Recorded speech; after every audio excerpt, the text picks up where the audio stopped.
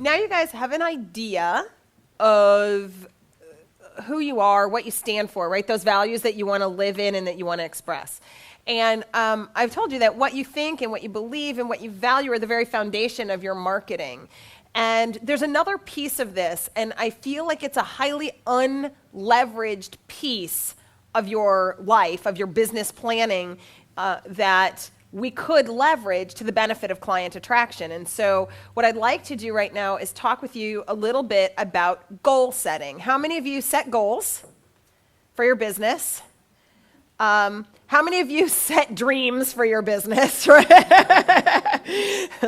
right, good. So what? How many of us look at the goals after you set it? Oh yeah, that's Andy's like, how many of you actually look at the goals after you set them? Which, that's always, if you do, you're in good shape, right? So I think something that's very important to understand about our goals is that your goals show up as a form of energy, and they can either repel clients from you or draw clients to you, right? Because how you think about your goals, how you set your goals, how you interact and feel about your goals is going to be really important in the way other people want to participate and jump in and support those goals, correct? So what I'd like to do is introduce you to this goal concept that I have and see if it resonates with you and helps you make a bit of a different shift about the way you think about building your business. And the first thing I want to talk about are what I call the needy goals. What kind of goals? Needy. The needy goals. All right. The reason I call them needy goals is not because the goals themselves are needy.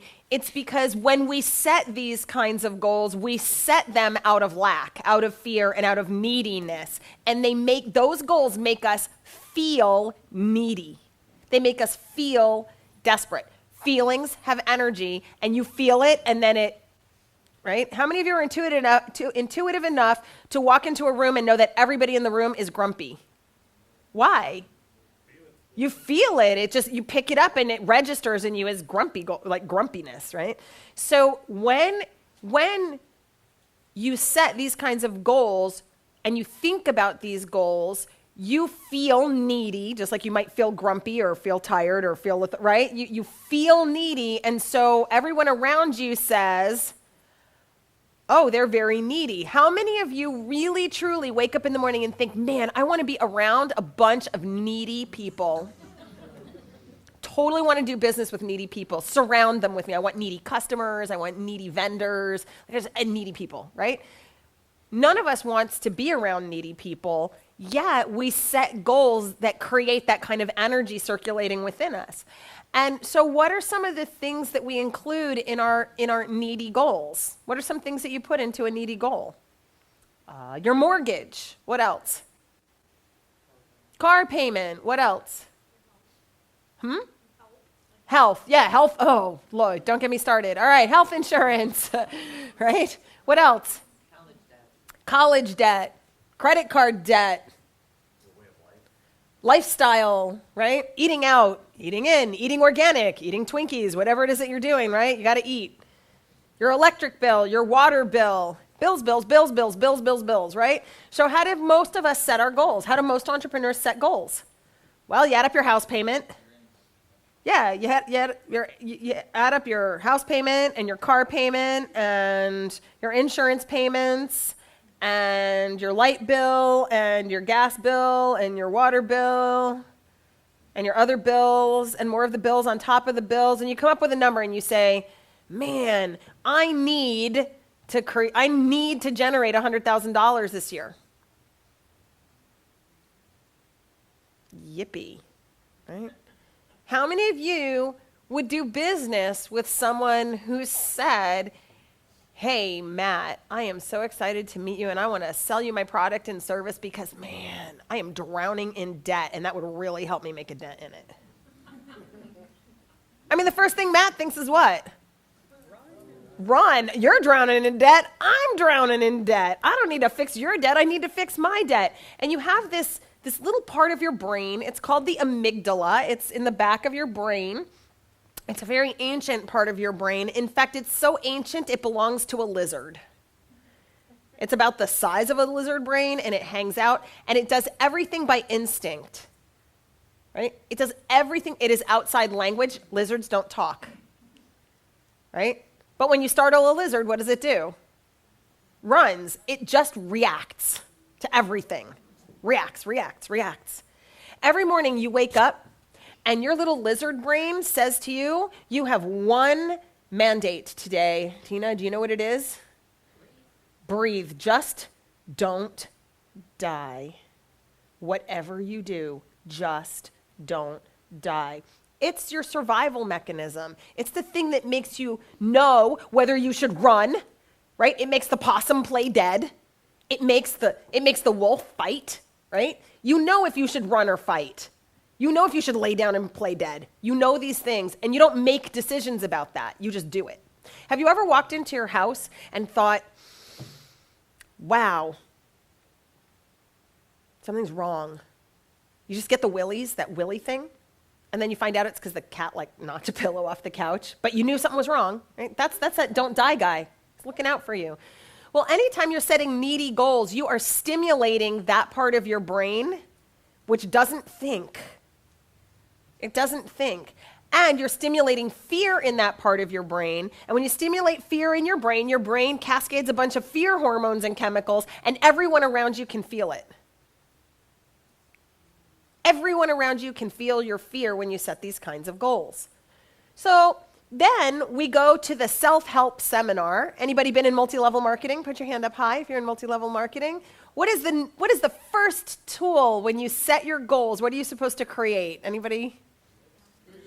It's the vision board, the dream board, the goal board. Come on, how many of you have them? Jackie's over there falling on the floor laughing woo, right? The vision board. Now, honestly, can you honestly say that has worked for you? How many people have done a vision board and everything has come to pass to fruition in the time period you set? Not often, right? Why? Well, I did this. Look, I was in multi-level marketing for 10 years. I've made lots of vision boards. Oh my gosh, vision boards out the yin-yang. They're all over the place. And I never got what I wanted. And I started thinking when I was thinking about how do our goals affect how we interact with our clients and how we interact with the people that are in our lives. And I started thinking, those vision boards are awesome, right? And they help us dream big, and they're designed to help us raise our deserve level, think we deserve more, right? But unfortunately, those goals get interpreted as this.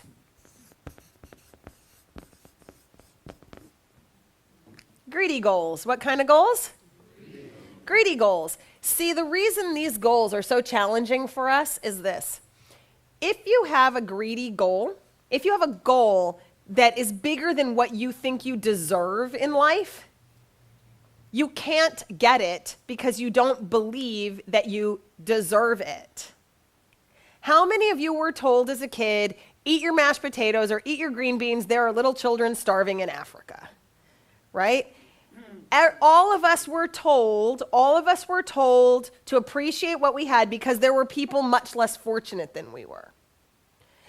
So when we start thinking about, I want a new car, I want a new kitchen, I want to go on vacation, I want to travel, I want new things, I want better things, right? All of a sudden, your set point, your threshold for what you're worth will kick in and say, you don't deserve to travel. What are you thinking? There are starving children in Africa, and you don't get a new car. There are people who don't have cars, and you want a new car, right? Be grateful for the car you have. Well, listen, I'm all about gratitude. I'm not saying don't be grateful, but I'm saying our level of grateful should not be the cap. Grateful for what is required, but it shouldn't be the cap on what we know that we can have and what we deserve in life, because we are all designed for affluence and abundance and prosperity. And so these goals are great, but they often challenge our worthiness. How many of you want to surround yourself with a bunch of people who feel undeserving and unworthy? Wouldn't that be that's a great dinner party, the unworthy group, right? We don't want to be around those people, but when we set goals that way, We're either going to attract those kind of people or we're going to repel people that don't want to feel that way, correct? So the other problem with the greedy goals, and this is just a mechanical problem. The accountants in the room will appreciate this. The mechanical problem of this is if the needy goal is $100,000, we set this goal, then we make a vision board. The problem is we didn't adjust the monetary goal to account for the cost of the vision board, right? So you say, I need to earn $100,000, and then you set your monetary goal. So that's, $8,500 a month, whatever. You set that goal and you start working all that down. Then you make a vision board and say, and I want to buy a brand new shiny red Cadillac CTS, remodel my bathroom, and take the family on a trip to Italy for $100,000. We set the monetary goal before we set the vision board, and then we never take into account what this is going to cost. And if we do take into account how much it's going to cost, we go, oh, I don't deserve that. I can't spend $50,000 on a new kitchen. Why, that would be obscene, right? So that's kind of a problem. How are you going to get what you want if you don't feel like you deserve it and you don't set the goal to include the things that you want?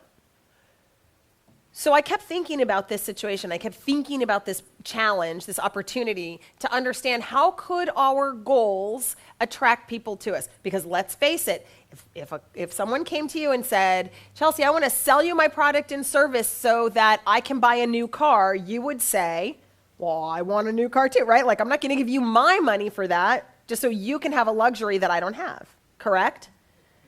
I'm not going to give you a luxury that I don't have.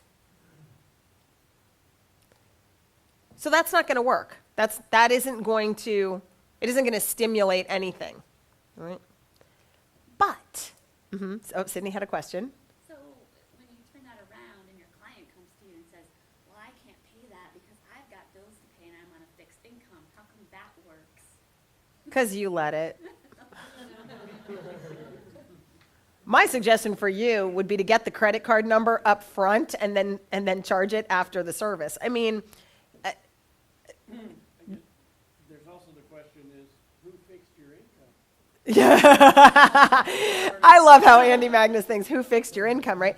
Yeah, I mean, the answer to that is because inside you believe that's true. That there is, like Andy he just showed us, he doesn't believe in a fixed income, right? If his income is little, he's like, well, where can I find some more income, right? When I get a bill, I don't think, oh no, a bill. I go, what program could I create that people would give me money for so I can handle this, right? I think about what value could I add to people that they would pay for to solve the problem. So when you think like that, then typically what happens is you don't attract people who have a lid, right? So yeah, there is that, right? But they're saying your service is a need, but they have other needs and they can't prioritize their needs, which is a whole, honey, I just say run. Okay. I didn't run from that one. Screaming, mocked you with your hair on fire, unless it's part of your time tithe. If it's part of your time and talent tithe, then by all means do it, but then do it gratefully, do it with a generous heart, do it with a willing heart, and say, I get that you feel you're on a fixed income because that's an illusion too. I got to tell you, wherever you're at, that money ceiling that you're at, whatever you're earning right now, whatever you feel about the money you have, whatever the amount in your bank account, right? That is an illusion. You can have everything you want if you're just willing to add value first, right? The world will pay you if you believe you're worth it. So yes, by all means, generously tithe, but if you do it resentfully, then it's not a tithe. Yeah? All right, so we've got our needy goals and we've got our greedy goals. Neither one of those is particularly attractive. They're not magnetizing clients to you. They're not coming to you saying, I totally want to help you buy a new sink. Nobody gets enthused about that. So we need to do something different, right? Those two don't work. So what could we do different? What if we set our goals to be this kind of goal?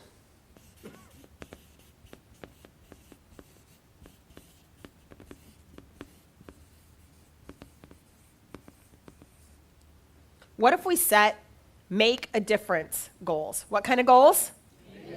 Make a difference. What if we set make a difference goals. What would that do? What would that do? About a week ago, it was Memorial Day weekend, I got an email from Teresa Carrington. Teresa Carrington is the executive director of Blessing Basket Project. 15 years ago, in a dream, God appeared to Teresa and said, I want you to end world poverty. And she woke up one morning and she said, okay, I don't know the first thing about ending world poverty, but if you show me what to do, I'll go do it. 15 years later, her life is radically different. She's not married to the same person. She doesn't live in the same house. She doesn't drive the same car. In fact, in order to make this dream come true, Teresa had to lose everything first in order to get back to where she is today. But the most interesting thing about Teresa Carrington is what she stands for, and that is empowering women to prosper. So she goes to African nations where there is abject poverty, where children die of starvation every day, and where families sell their girls into sexual slavery because there's nothing else to do. There are no other choices. Where little boys pick up guns and become boy soldiers because that's how they can feed their family. Where men do horrific things because someone pays them money so that they can feed their wives and their children, because that's all the opportunity that they have. So Teresa went to these African nations, and what she found there were beautifully handcrafted, hand-woven baskets. And she brought those baskets back here, and she started selling them in the US. I met her when she first started out. In fact, I was still selling Mary Kay, and I started doing home parties. I started bringing her with me to all my Mary Kay parties to put the baskets out. And I sold more baskets than makeup. People, you know why? Because being pretty didn't matter as much as saving those girls from sexual slavery mattered.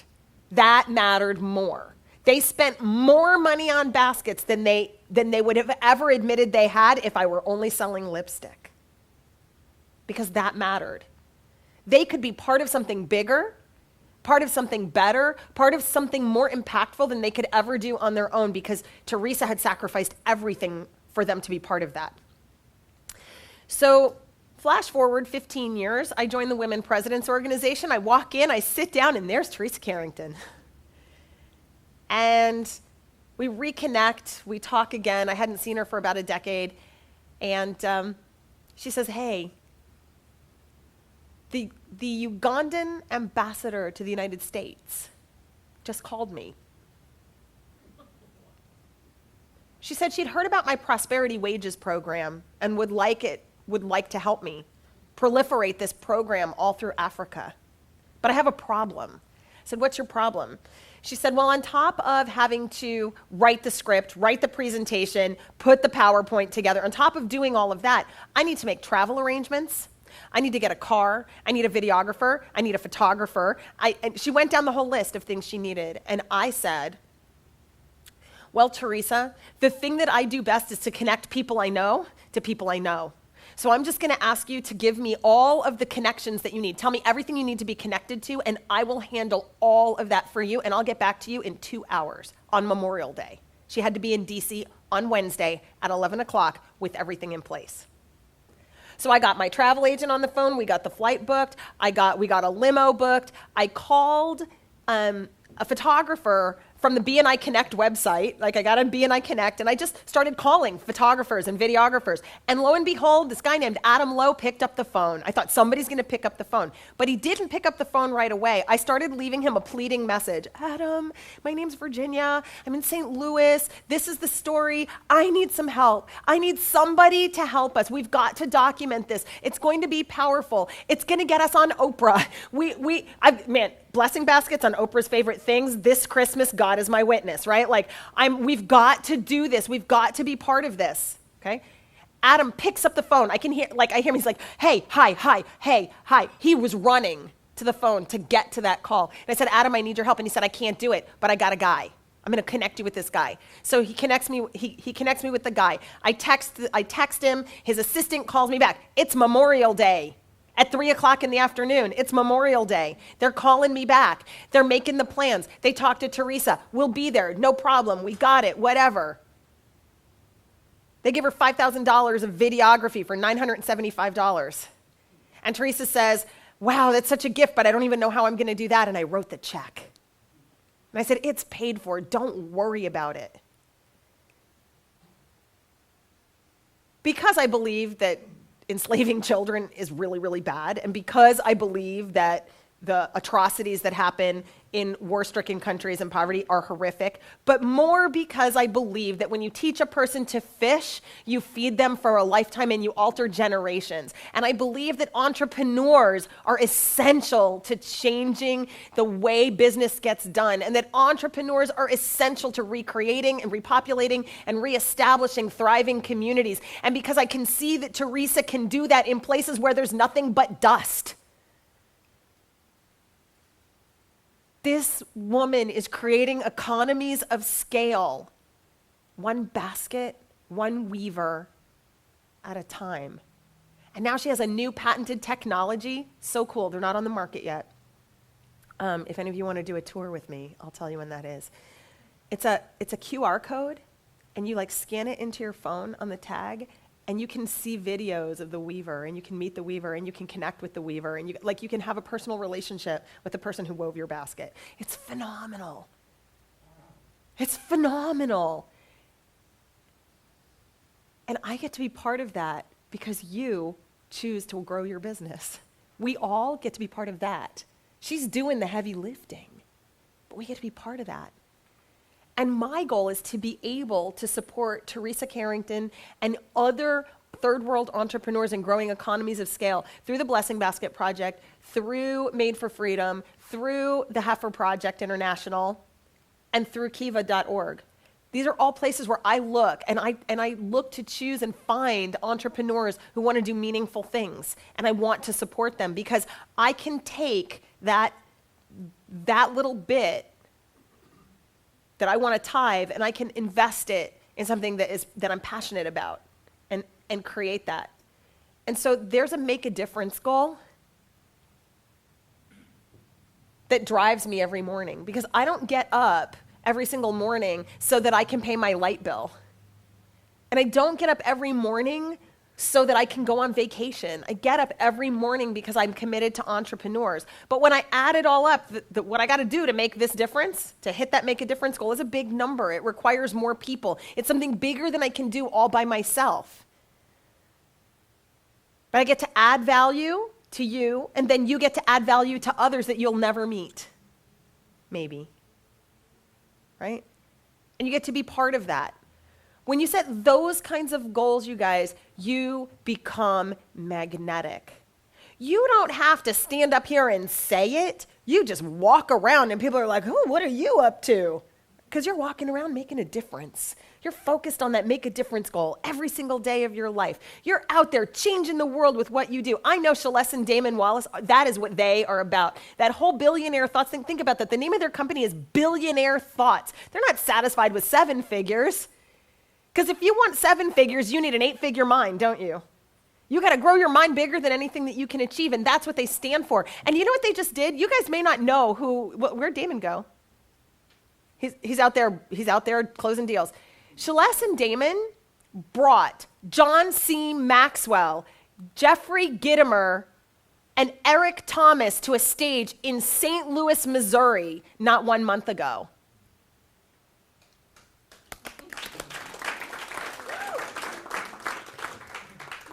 Wow. And you know why they did it? Because we don't get that in the Midwest. We don't get to have speakers like that. We don't get to attract talent like that. We don't get to be with those people. We don't get to hear those messages. And they believe that entrepreneurs need bigger thoughts and need bolder action. And so they really risked everything and invested everything that they have to bring that to St. Louis. And my thank you to them was to have them with us today. So I hope that you will take time to get to know them over the next 2 to 3 days and get to know what their heart is and understand what their mission is and buy into what they're about, because it is a huge thing that they're doing to change the entrepreneurial mindset and the business mindset so that we can think bigger and broader things and to be able to experience high quality thought leaders in our midst. And so I thank you for that, because it's about this. really, really is. So your huge goals, your make a difference goals, your change the world goals, if you're going to be the change you want to see in the world, well, you're going to have to put some cash behind it. You're going to have to put some energy behind it. You're going to have to put some effort behind it, some momentum. You're going to have to push that rock up the hill. But you know what? It's a lot easier to push a rock up a hill if you invite a bunch of people to push the rock up the hill with you. It's just a lot easier. Many hands make for light work. But the reality is that no one will be attracted to your neediness and no one will be attracted to your greediness, but they will be attracted to you changing the world because every single one of us wants to make a difference in some way. Every single one of us has a passion, a purpose, a vision, and a mission that has nothing to do with our business. If you want to do great business, you guys, have a personal passion, a personal mission, a personal vision. Right? A personal passion for what you want to be, do, and have in the world and encourage others to join you. Make it big enough that you can't do it by yourself. It should be big, hairy, and audacious. It should scare the cooties out of you. It should feel hard to write the check. That's how it should feel because you know what? When you do it, you feel like a grand champion and everyone gets to celebrate with you. So we're going to take a moment and we're going to walk through the goal setting portion of our program today. Mentors, if you would please hand out your goal setting sheets. They look like this, bunch of squares. So I'm just going to kind of draw this up here because I think it makes it a little easier if I do the example with you. All right, so you've got your needy goal over here, and you've got your greedy goal, and your make-o difference, your mod goal, right? So let's think about this really quickly. How much revenue, let's get back to scarcity, fear, and lack. And you got to start somewhere, right? Let's get back to fear, and lack. Scarcity, fear, and lack. What do you need? What's your needy goal? What do you need to make ends meet, including paying Uncle Sam? Because Uncle Sam doesn't care about your needy goals. Uncle Sam cares about his needy goals, and he's charging you, right? So what do you need? And now some people say, do I do gross or should I do gross revenue? Should I do income? I don't care which one you do. You know what your book of business needs to look like in order to get the money that you want. So perhaps you want to do assets under management or, the total amount of houses sold or whatever that is. Or you can do income. I need this much money, right? And then we can back all the numbers out of there. So whatever you choose, whether it's income into my bank account or whether it's gross revenue into my company, either one of those is fine, but just pick the one that's going to work for you, right? So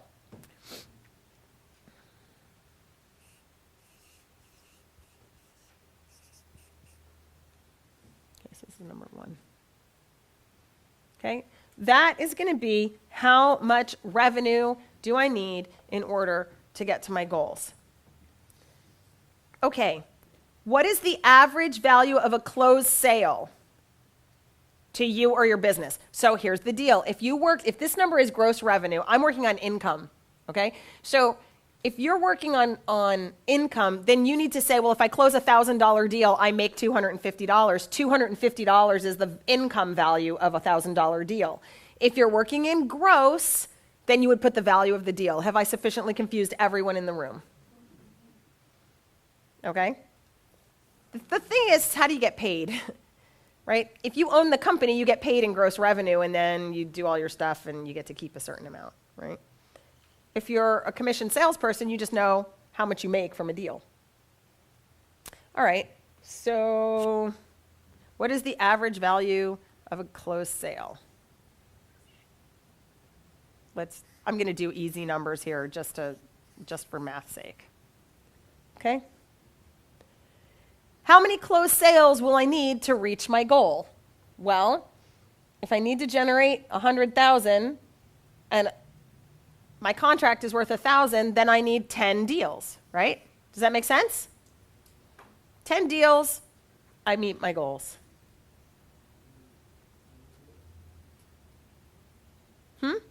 100 deals, you're right. Oh, thank God I have a math professional in the room today. I need 100 deals. I know 10 was feeling really good, Igor. I was like, yeah, this is jamming. I can tell. Now I'm like, I need 100 deals. All right. Okay, now I feel much more needy and in lack and scarce, so thank you for that. I really appreciate you putting me back in my scarcity feeling, because I was feeling pretty jamming up here for a minute. All right. What's your typical closing ratio? So when someone is referred to you, now listen to me carefully. A referral means someone brought the person to your office and handed them to you. Not you went to the chamber and said, want to be my client, want to be my client, want to be my client, want to be my client. Referrals. When someone brings you a referral, what is your closing ratio? The closing ratio will largely depend on the quality of the referrals that you get, how well your network understands how to bring you a referral. If they bring you a name and a number and say, oh yeah, hey Barb, I saw a FISBO on, 5th and Pine, here's the number. Well, that's nice. Barb's happy to know that there's a for sale by owner sign in, at 5th and Pine, but it would be much nicer that it was my neighbor who was thinking about buying a bigger house because they're adopting 7 children, right? So that's a better referral for her because she knows that's going to work. The for sale by owner, right? But if all I ever bring her is for sale by owners, then her closing ratio is going to be much lower, right, than if she's getting bona fide referrals. So what's the closing ratio? It's easiest if you do this as a decimal. 25%, 1 in 4. By the way, if that's what you're getting, this workshop is going to help you a lot. Because if you're not closing 1 and 2, 2 and 3, 3 and 4, right? We need to train your network better. They're not working well for you. They don't understand what you need. All right, so how many referrals do you need to hit your goal? It's very simple. Grab your calculator and take this number and divide it by this number. It should be a bigger number. Don't multiply by the decimal, divide by the decimal. It should be bigger.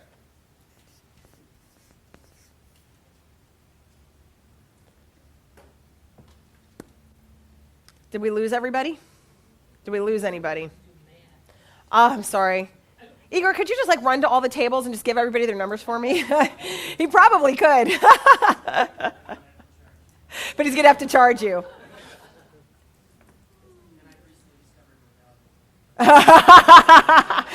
Oh my gosh, tomorrow is going to be a scary, scary day then. Wow. He's recently discovered his value. Good stuff. All right. Does everybody have a number?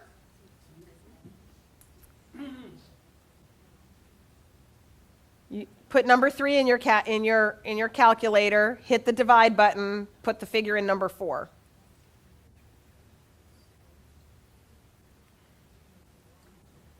Table helpers, if you want to check everybody, just make sure they're good. All right. Let's talk about then the stuff you want. On a separate sheet of paper, very quickly, in the next 12 months, write down 3 to 5 things that you want. The greedy goals, the stuff on the vision board. The stuff on the vision, I want a new boat. I want new carpeting. I just want my water heater to work. Yeah? Joe can take care of your carpeting and flooring needs. He's right. You have the perfect connection 2 tables down. That's okay. If you know what, if you get working with Joe, it won't feel like it's as greedy as you might when you get started. But I would get him before he discovers his value and raises his prices. I'm just saying. I would get that contract signed before the evening ends, right? All right. So give a value to those things. How much is it worth? How much are you going to invest or spend on those little luxuries, the life luxury things that you are investing in?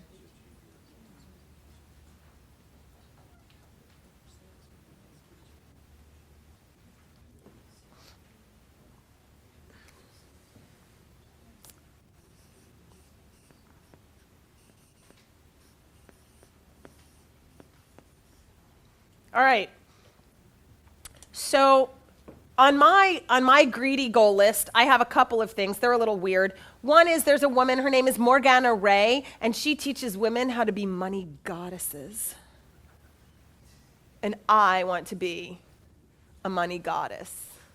It's 10 grand, 10 days in Bali. Plus the airfare, right? Plus all that. So it's about 15 grand to go.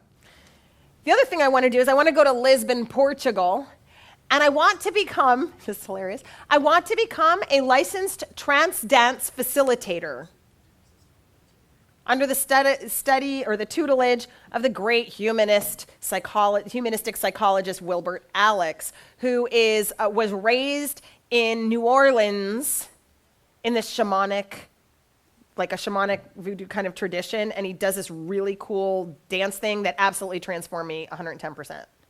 And I loved it.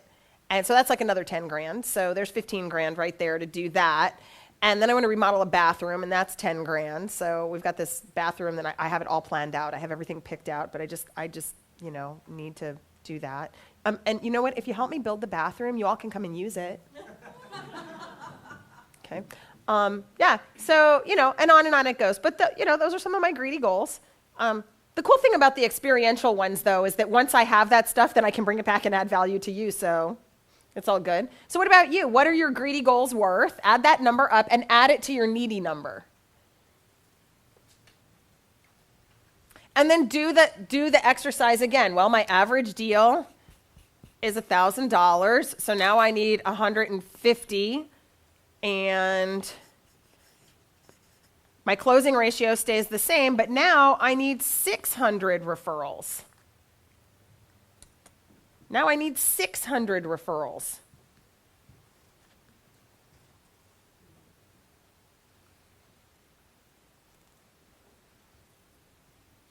Okay. We good? Everybody on track? Put your hand up if you're lost. You're not lost anymore. You're on track. Okay, I should say, put your hand up if you're on track. Is everybody on track? All right, good, we're on track. Oops, I saw some not hands go up, but I'm going to assume you're on track if you're not crying right now, so we're good. Okay, so now let's talk about that make a difference goal. On your writing pad, on a separate sheet of paper, I would like you to write down what you want to change in the world. What do you want to do? What matters to you? Do you want to educate children? Man, I am so passionate about creating entrepreneurism. I was talking with Teresa Carrington the other day. I said, you know what? If we could just create economies of scale everywhere, local economies of scale, we could end all the other stuff. Like we could end human trafficking. We could end war. We could end drug addiction. We could end a lot of things if we could just end poverty. If we could just kick that, we could do it. So I'm like pretty big about that. Okay. How about you? Mosquito netting? Clean water? Ooh, clean water. Did you see that new invention? I'm amazed at people who can invent these things. So in Africa, one of the reasons that women are undervalued and devalued is because the work that they have to do takes so much effort and so much time. So some women will spend an entire day and all they did was bring a jug of water from the river, right? Because they carry the jugs on their head and they have to walk miles and miles. Somebody invented, the compost tumblers? Okay, so they took a tumbler, they put it on little wheels, they put a handle on it. Now the women go, they fill up the tumbler, and now they wheel the water back to the camp. And it has like a little filter in it that, as it's tumbling, filters all the contaminants out of the water. Really good, right? They're on Indiegogo if you want to put some money into that, right? It's really cool. Indiegogo, like crowdfunding, is a great place for you to find really cool things to do that change the world. Like the solar freaking roads thing. Has everybody seen that? The solar roads thing? I want that in my driveway, man. I want that. Because in Tornado Alley, putting solar on your roof is dumb. Right? Because when you put it up on your roof, the wind blows. Every time the wind blows, I would be fixing my solar. But if I could put it in my driveway, I am so in. Yeah, so some of my money went to forwarding that technology. He's raised almost twice what he wanted to on Indiegogo. He's raised over almost $2 million. So there's like some really cool stuff you can do in crowdfunding, right? Just donating to people who are doing cool things, thinking of stuff you could never figure out, like I could ever figure out how to make a solar roadway. Okay? So what do you want to do? You want to forward technology? You want to send, you want to do college scholarships, books, computers in schools, tablets for everybody. What do you want to do, right? And what's that going to cost? What is that going to cost? How much money do you want to invest in changing the world? My suggestion is it should equal or exceed your greed. Your make a difference goal should equal or exceed your greed. Listen, I don't think this is greed. I'm just talking about what the little guy in your head, the guilt guy. You got don't die guy over here, and then you have guilt, shame, and humiliation sitting over here. They sit on your head. Don't die. You're so bad. Don't die. You'll never be successful. You're in constant war with them, right? So if you make it equal or in excess of this goal, you'll get this, but you'll feel really good because you made a big difference and you got a little sugar for that, right? So what is your make a difference goal? So I'm going to add $50,000 to my make a difference goal. Again, the value of my sale is $1,000. So now I need 200 new clients. My closing ratio is 25%. So now I need 800 referrals. Oh my gosh. I need 800 referrals. That's a lot of referrals. How many referrals do you need? How many referrals do you need to make a difference? Just 118. 168. 720 moms changed. Awesome. 266. 38. Love it. Is it that many? I mean, when you think about all the people there are, all the opportunity there is, all the potential referrals there are, is 230 a lot? Is 800 a lot? Is that a lot of introductions? Well, I look at this and I say, man, 800 divided by 40 weeks out of the year that I might be getting referrals, that's what, 20 referrals a week? Well, that shouldn't be too hard. What if I knew 20 people that would each give me a referral a week? That'd be good, right? You can make this accessible, but it's much more exciting to go out and get more referrals. Like, I want you to help me refer me because I want to do this. And I need these referrals so I can change the world. I need these referrals so I can support these things. That's huge. And that's magnetic. People want to do business with people who are making a difference, people who are doing big, bold things because they're inspiring. So what inspires you? So my hope for you is that every single morning you will wake up and you will put on your vision board not boats and kitchens and new shoes and, billy goats to make cheese. I don't know what you want in your life. I did dream one time of owning goats and being a cheese artisan. Spent one day with a woman who owns goats and is a cheese artisan. I don't want to do that anymore. Wasn't fun for me. That one got peeled off the vision board very quickly. What I want to see is a vision board of how you're going to change the world. I want you to wake up every morning with a 2-foot by 3-foot poster of what the world's going to look like 1 year from now because you did this, because you made your life about this, because you got passionate about this, because you care about that, because Zig Ziglar said it, when you help enough other people get what they need, you will have everything that you want. And investing your time, your talent, and your efforts and enlisting the help of others. You guys, this guy who invented the solar roadway panels has raised $2 million on Indiegogo from complete strangers in less than 6 weeks. It is the power of your vision that will draw people to you and allow them to get their own problems solved, get their own needs met while they're meeting the needs of others, and you're a conduit for that. Money is not about bringing in and holding on to. Money is energy, and energy circulates. The minute we hoard, the quality of our life decreases dramatically. When we allow flow in our lives and we allow things to flow to us and flow through us, we get to be change agents in the world. And that's really the cool thing about being an entrepreneur, is being able to matter in the world, to care in the world. So what I'd like you to do is take your pen and I want you to circle that number of referrals, because by the end of Saturday, I want you to have a plan in place about how you're going to get that done in the next 12 months. No matter how big, no matter how hairy, no matter how audacious, no matter how scary, no matter how inadequate you are to the task. Let me tell you, if you feel inadequate to that task, good. Because if you don't feel inadequate to the task, you can't attract people who will help you. If you're sufficient, you don't need my help. You don't need me to breathe anything into you, offer you anything, work on your behalf, do anything for you. If you're sufficient, be insufficient and be really happy with that. You don't want this kind of insufficiency.